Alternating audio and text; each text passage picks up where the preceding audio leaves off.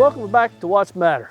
In this edition, we're going to be talking about your pool, and more specifically, your pool pump, and how long should you be running that pool pump. Because how long you run it, obviously, has a big impact on how much energy you use and how much money you're paying us to keep that pool looking as good as this one looks.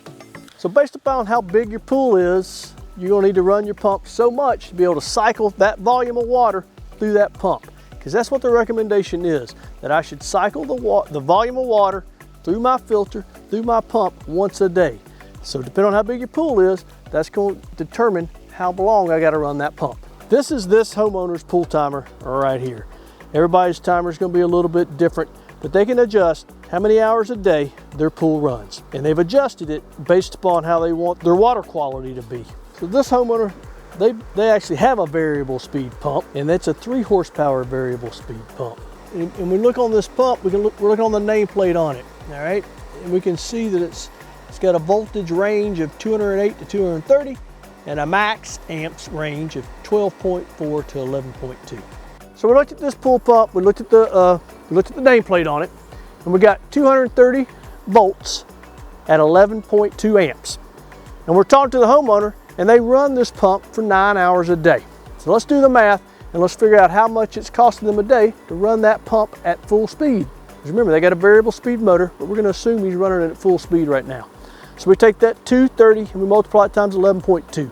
When we do that, we get 2,500 watts. We want to take that 2,500 watts, divide it by 1,000.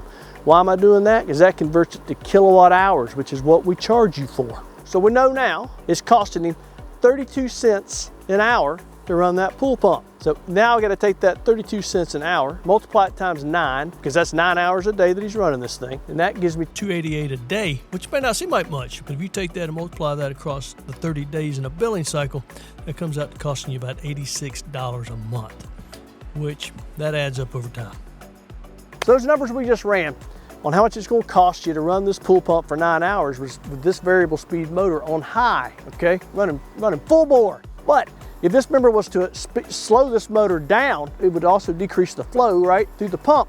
They'd have to increase their runtime, but by doing that, they would also decrease their energy usage still. So that's what you got to figure out, how you can do that with a variable speed motor. But there are opportunities for big savings with a variable speed pool pump. So thanks for tuning in for this edition of What's Matter, where hopefully we gave you a better understanding of how long you need to run that pool pump and how much it's going to cost you to keep this pool looking as good as it does now. And how, if you've got a single speed pump, purchasing that variable speed pump, you might be able to reduce that energy usage and still keep the pool looking as good as it does.